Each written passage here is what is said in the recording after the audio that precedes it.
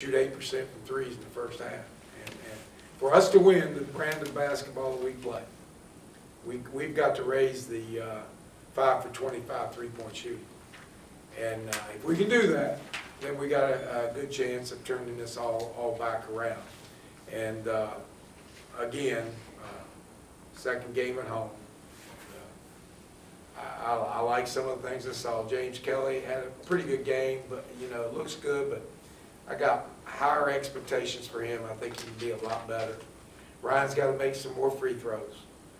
Stevie's got to be a little bit more consistent with his three-point shooting. And then, CJ's a freshman. That's what happens. You go up and down as a freshman. And Luke, we got to get him off somewhere. He's got to come back to that form, and I think he will before the season's over with.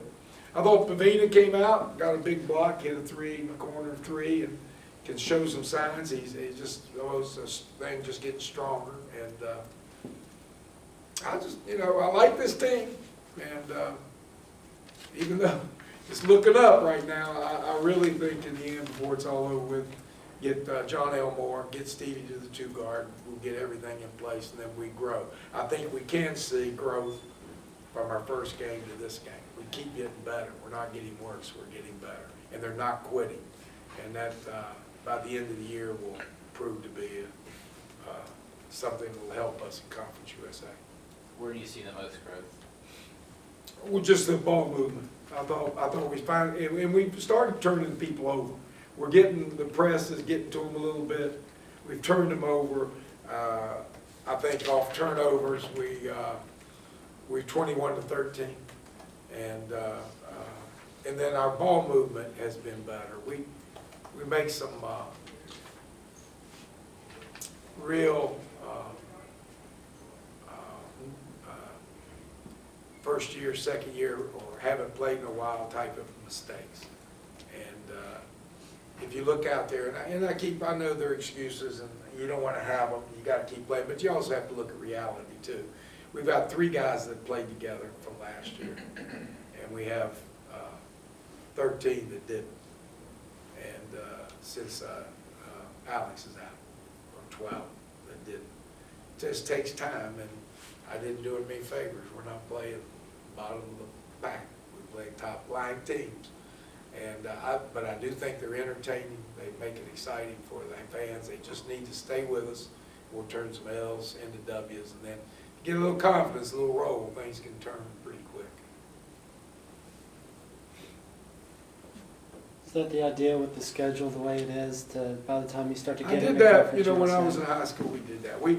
Regardless of the team I had, and believe me, we had some real good teams, and we had some teams that were mediocre like you would in a high school. Just, we're not a recruit school. Mm-hmm. So we're just getting it from the South Myrtle Beach area. But we always played 2 national tournaments. We played against at least 4 to 5 top 20 teams in high school. We traveled to Wilmington, we traveled to Charleston, we went to Columbia. But my last 8 years at Sox State High School, we were in the Final Four of the state, I think 4 or 5 times. Always 1-2 in our league. When you look down at the floor after our pre-game schedule, we might be 5-6 or 4-7. But when we finished, we'd be 1-2 in our conference, and we got deep in the playoff almost every year in South Carolina. So, that's kind of the pattern I went with.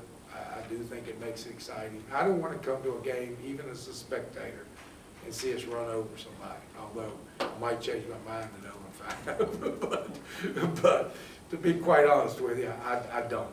And I don't consider. We want to play, and it's a lot like Doc, we want to play for championships too. Obviously, he's a lot closer than we are.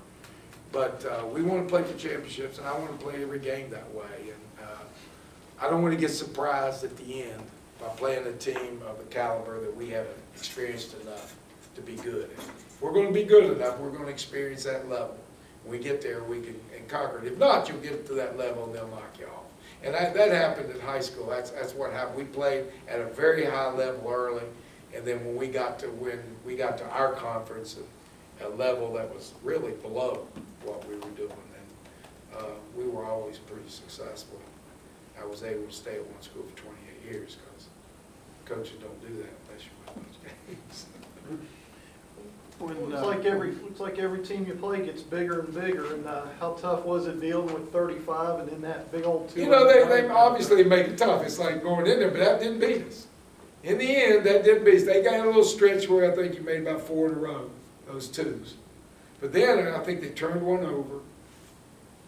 The one that killed us was 21, and he just put the nail in the coffin. Obviously, it's tough to play those big boys in there. You got to fight. But I thought we did a pretty nice job. Like you say, in the end of it was 36-34 in paint points. Now, we did it a different way. They do it at post-up, we're doing it on driving at it. It's just a different type of game, and for some people that's difficult to comprehend. And for me, believe me, I had to change from the way I coached when I was in high school early. And I learned a lot of things in the NBA, and a lot of people say, well, it's the NBA, you can't take it in college. The NBA is the best basketball there is. I would achieve to that. I want to aspire to that and play that way. And you know what? I think these kids will grow and get better, and it'll make them better players. It's just the best way to play basketball. It's more fun, it's entertaining, it's more effective. When they're just throwing it over top with like Ryan or James Yeah, to their they got big one. guy. They got one. How about that 3 that guy hit with us right there too? Yeah. You know, they're going to score. People score. We can't shoot 30% and 8% in the first half. Can't do that. We can't go 5 of 25 and think we're going to beat somebody. To be honest with you, they scored 75 points. We got to score 80, 85. The way we play, we should be scoring 80, 85, 90 points. Now you're not going to get beat. And you won't be asking me those questions because they're not so valuable going over top anymore. Because they're getting tattooed on the other end with the way we play. But we got to be better at what we do. I don't think the way they played and the big guys, in the end, although they got some buckets, and I see what you, believe me, I understand what you're saying. But in the end, that doesn't beat you. Our play beat us. And we've got to be better at what we do. We got to shoot the ball better. Ryan's got to make more free throws. He can't be 7 for 13. That's got to be 10 or 11. Luke can't go 1 for 4. He's got to be 3 for 4 or 2 for 4 almost every day. Or get 8 shots, really. I love seeing him get 8 threes, where he's making 4 or 3 every time. And now, game changes. A lot of when you put pressure on shots, the other team, because you're making shots and it's going fast, a lot of things change, fellas. It doesn't take long for that game to just flip. But in the end, 10 points is 5 possessions. Now that can flip in a heartbeat. You just take 5 possessions, add 5 more buckets, that gives us 10 for 25. That's 15 points for 3, so we're up 5 points. Pretty simple math. You just look at it right there, and there it is. They hit those 3s, we win by 5. And they can toss that ball over all they want. What did Kelly do better, and what do you expect him to improve even more on the game? Well, I don't think he did anything better other than he played a little harder and put himself in more plays. He's got to be a little bit more fundamental about how he gets a little running the ball. He's a little loose with the ball. Got that one play where he hit the backboard, walked out, and then walks down and hits a 3. I didn't even know what to think after he did that. So, you know what? I'm trying to figure it out. Again, he's just a talent. He's a talent, and he's playing at 30% of his talent. And 30% of his talent means 18 points, 7 rebounds, 4 turnovers he should not have. He's got 2 steals. That's less than half his talent. And he just doesn't realize it. He hasn't played enough. He hasn't been on the floor. He didn't get on the floor that much with Leonardo in Miami. And he sat out an entire year. It's 5 games into this year. It's just, it takes time. So, you know, see what happens at the end of the year. See if he's corrected a lot of things. If he has, and he's playing about 70% of his talent, that'll look like 25-12, 2 turnovers. Why do you think the ball isn't moving the way you like, and how do you go about fixing that? Well, I think the ball was moving like I like. It's just that we get a little sloppy with it sometimes, making decisions. And a lot of it is Stevie Brown is playing a point. He's a 2. And believe me, in this system, and you want to go look at all the system, you put a point guard that's his position. He's natural with it. this system takes it into a new gear. So a lot of it is not that Stevie's playing bad, he's not, but he's a better two, and he's a scorer. And you put in even though Elmore is a scorer too, but he's a more natural point. Stevie can play it for a while, but Elmore is a much more natural point. We lost Alex, Noah, a freshman. So just, it is what it is. This is, when I took this job,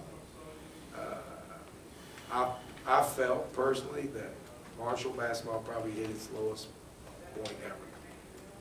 Visibility in town wasn't good. You didn't see anything about basketball being sold in stores. You didn't see pictures in the downtown. The facilities, we upgraded some thanks to the administration. They're working, they're cleaning up. I used to walk through a swamp to go to the court. And a carpet out here, the smell, the mildew. And you know what? The administration's turning, trying to help us give a better picture to help us recruit. It also, more than just recruiting, it gives our kids pride. The locker room looks much better. It gives them pride in this program that I think it gone. And that had not just been a late decline. That's been gradually declining since I was here and Mike was here. And it finally hit rock bottom. And we cleaned out the tub. We restocked the water. You just got to give it a chance to fill up. It hasn't filled up yet. Our recruits are at the bottom. You got to give them a chance to get up to be juniors and seniors, and then you're recruiting underneath them, and you got 9, 10 players coming back, not 3. Now you got a chance. So, that's what it is. I took the chance. I hardened the schedule up because that's where we want to be. I want to play at this level. Might have done it prematurely, maybe. You second guess that. Maybe you did, didn't. Maybe I should have waited one more year to take it to the top tier. But the fans are great. We built a base back. If you see our student body, they're back in the stands. Our band looks good. We got people wearing green again. The court seats are finishing. The big green room is with the tip-off club is active. We've doubled the amount of contributions that they're making to the program. There's a lot of good things. It just takes time for it all to get to where the W's and L's. And believe me, there's nobody wants it anymore in 4 years. And if that ain't happening, I want to get out of the way and make sure somebody else can do it, because Marshall basketball means a lot to me. And I want it to be very, very successful. And hopefully I'm going to be that person that gets to ride that wave. We'll see. But I do think there are a lot of improvements. And I watched the team play prior to mine being here. This team plays much more exciting basketball. It's much more fun. And it's going to turn into the W's and L's before too long. Anything else for Coach? That it? Thanks. Thank you.